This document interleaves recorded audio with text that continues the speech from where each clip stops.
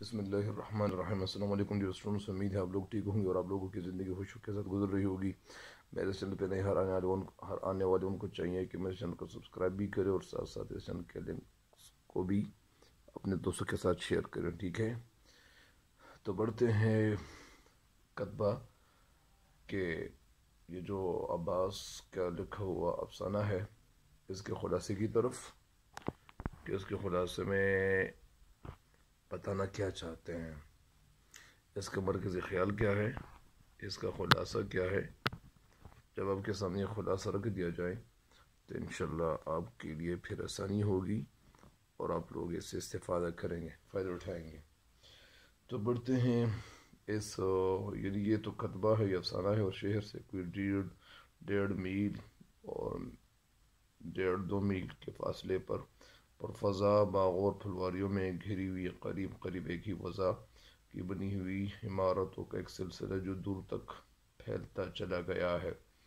اچھا، اس افسانے کے اس کے خلاصے کی طرف بڑھتے ہیں کہ اس کا خلاصہ کیا ہے۔ اس کا خلاصہ یہ ہے کہ کتبہ غلام عباس کا ایک بہترین افسانہ ہے۔ اس میں وہ شریف حسین نامی کلرک درجے دوم کی کہانی بیان کرتا ہے، اور اس کہانی میں جس کی جو ساری زندگی وہ ادھر ادھر کاموں میں گزری، لیکن وہ یہ چاہتے تھے کہ کبھی تو میں سپر انٹینڈنٹ بن جاؤں گا اور اپنی زندگی خوشیوں کے ساتھ گزار لوں گا۔ ایک دن وہ کچھ سویرے دفتر سے نکلا اور ایک تانگے میں سوار ہو کر گھر کے قریب تر گیا۔ وہ گھر جانے کی بجائے جامع مسجد کی طرف چل بڑا، جس کی سیڑھیوں کے آس پاس پرانی چیزیں بیچنے والوں کی دکانیں وہ موجود ہوتی تھی۔ وہ ادھر ادھر گھومتے پھرتے وہ ایک ایسی جگہ پہ پہنچ گئے جہاں کباڑیوں کی دکانیں موجود تھیں۔ ایک دکان پر اس کی ایک نظر ایک سنگ مرمر کے خوبصورت ٹکڑے پر پڑ گئی۔ اس نے ویسے ہی دکاندار سے اس کی قیمت دریافت کی۔ دکاندار نے اس کی قیمت 3 روپے بتائیں۔ شریف حسین اور ٹکڑا رکھ دیا۔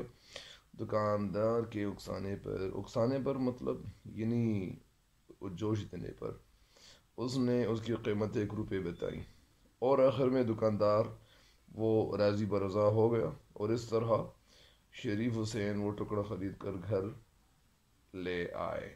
چونکہ اس کی بیوی میکے گئی ہوئی تھی، وہاں اپنے والدین کے گھر گئی ہوئی تھی، اس لیے وہ رات کو کھلے آسمان تلے یہ بات سوچ رہا تھا، اور یہ سوچ رہے تھے کہ اچانک اس کے ذہن میں اس ٹکڑے کا یعنی وہ مقصد سامنے آیا جس مقصد کو انہوں نے ابھی تک یعنی اگنور کیا ہوا تھا۔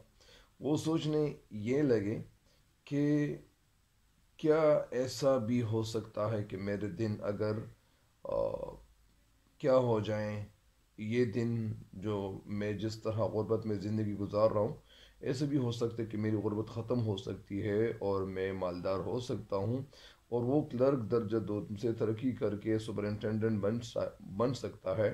ان کی تنخواہ میں ظاہری بات ہے کہ جب ان سپرنٹینڈنٹ بن جائیں تو ان کی تنخواہ میں اضافہ ہو جائے گا، تو وہ اپنے لیے ایک الگ مکان خریدے گا، اور وہ یہ جو سنگ مرمر کا جو ٹکڑا ہے، یہ جس سے کتبہ کہتے ہیں، اس پہ اپنا نام کندہ کر کے یا نقش کر کے دروازے کے باہر یہ نصب کر دے گا اور لگا دے گا۔ مہینے کو جب شریف حسین کو تنخواہ ملی تو اس نے سب سے پہلے ایک سنگ مرمر اور سنگ تراش کے ہاتھوں اس پہ خوبصورتی سے اپنا نام یعنی نقش کر دیا۔ وہ ہر روز شام کو دفتر سے جب تھک چکے ہوتے تھے اور آخر وہ لیٹ جاتے تھے تو وہ اسی کتبے کو اٹھاتے، اور اس کتبے کو دیکھ کر ان کی امید میں اضافہ ہوتا، اور ان کی امید یہ بن جاتی ہے ان کی امید کہ اس کا جوش اور زیادہ یعنی اس میں اضافہ ہو جاتا، اور کہتے تھے کہ یار میں کسی نہ کسی ترقی کروں گا۔ مگر اصل میں ان کی زندگی گزرتی گئی لیکن ان کو ترقی نہ ملی، اور یہ صرف ان کو ترقی کے بجائے ان کو صرف مایوسی ہی ملی۔ ساتھ ساتھ ایسا ہی ہوا کہ ایک دن اس کی مایوسی फिर जोश मारने लग गई। मतलब इसका ये है कि और मायूसी जो थी उनकी मायूसी असल में जोश में बदल गई जब उसके अफसरों ने उसकी ईमानदारी को देखकर, उसकी कारकर्दगी को देखकर, कारगुजारी को देखकर वो मुतासिर हुए, इम्प्रेस हुए कि यार इनको थोड़ी सी तरक्की देनी चाहिए। उसे 3 महीने के लिए आरजी तौर पर क्लर्क दर्जे अव्वल की जगह पर, यानी इनको ड्यूटी पे लगा दिया। जो छुट्टी पे जाना चाहता था, वो दूसरा क्लर्क जो था वो छुट्टी पे जाने चाह रहे थे, इसी वजह से इनको क्लर्क की जगह लगा दिया गया। 3 महीने गुजर जाने के बाद उसे फिर उसी जगह पे आना पड़ा जिस जगह पे ये काम कर रहे थे। अब इसके लड़के जो थे या बच्चे जो थे वो बड़े हो गए थे, और इनका जो खर्चा था वो भी इजाफा उसमें होने लगा था। लेकिन घर के खर्चात जो थे, ज़ाहिरी बात है कि जब बच्चे पैदा होते हैं, बच्चे बड़े हो जाते हैं, फिर बड़े होते होते फिर बहुत सारे या इसी तरह बहुत सारी चीज़ों की उनकी ज़रूरत होती है, कपड़ों की ज़रूरत होती है और जूतों की ज़रूरत होती है। तो इसी वजह से फिर क्या हुआ, क्योंकि इनके खर्चात जो थे ज़्यादा थे और ये घर के मज़ीद कामों में फंस चुके। इस दौरान में कतबा जो था वो चारपाई के नीचे पड़ा हुआ था, कभी अलमारी और कभी संदूक में इनको जगह मिल जाती, यानी इनका कतबा कभी एक जगह, कभी तीसरी जगह वो पड़ा हुआ होता। 25 बरस की उम्र में शरीफ हुसैन 55, यानी जब इनकी उम्र 55 बरस की हो गई तो इनको पेंशन मिली। इसके 2 बेटों को मुलाजमत तो मिल गई थी, लेकिन जब छोटा बेटा था वो अभी एंट्रेंस में पढ़ता था, उसके गुजर बसर जो था वो यानी तो हो जाता था। पेंशन लेने के 3 साल बाद शरीफ हुसैन को एक बीमारी लगी, और जिस बीमारी का नाम था नमूनिया।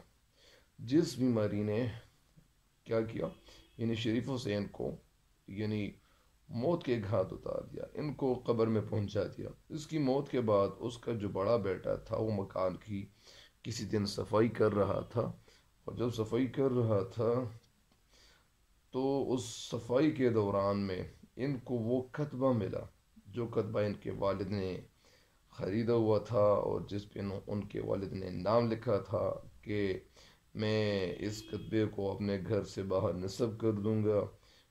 लेकिन उनकी जो उम्मीद थी वो पूरी ना हो सकी। इनकी ज़िंदगी में इनको वो यानी तरक्की ना मिली जो तरक्की इनको मिलनी चाहिए थी। लेकिन क्या हुआ, बेटे ने वो कदम उठाया और बाप से, इनके वालिद से अपने बेटे को ज़्यादा मोहब्बत होती है, इनकी मोहब्बत थी। और उन्होंने जब कतबा देखा तो उनकी आंखों में मतलब एक चमक आई।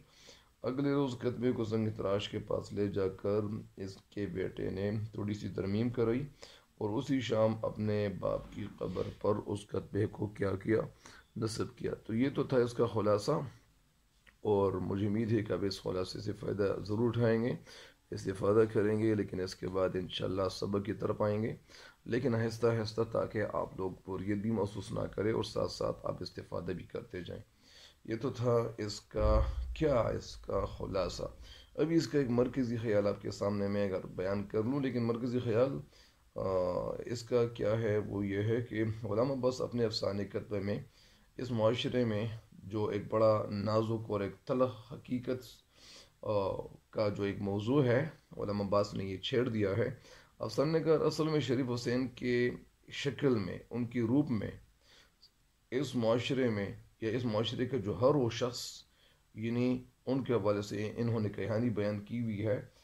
जो ज़्यादातर लोग अपने सफ़ेद पोशी का और इज़्ज़त का जो यानी इसी तरह वो कुछ सोच लिए हुए होते हैं, और वो दिन रात मेहनत करते हैं, और दिन रात मेहनत इसलिए करते हैं कि वो कुछ बन जाएं, और अफसर और हाकिमों की तलखी दर ये लोग बर्दाश्त करते हैं कि कभी इनके बेटों को खाना नसीब हो, इनके बेटों की ज़िंदगी अच्छी हो, इनके बेटों की तालीम अच्छी हो।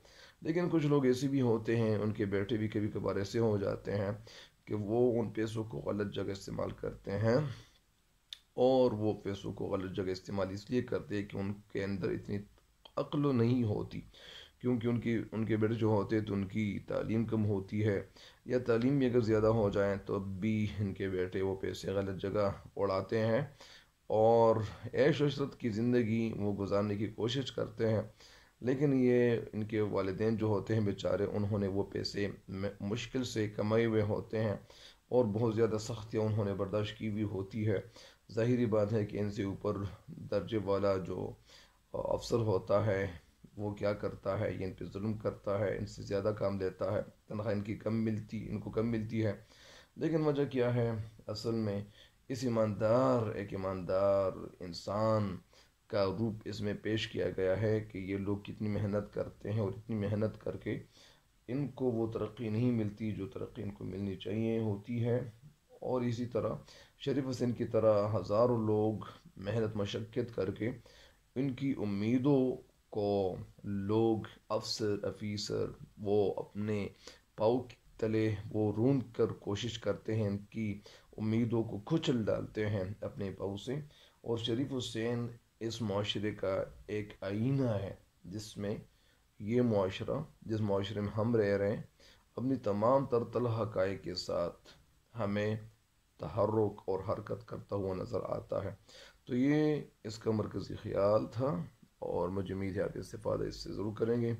تب تک کے لیے اجازت چاہتا ہوں، اللہ نگہبان۔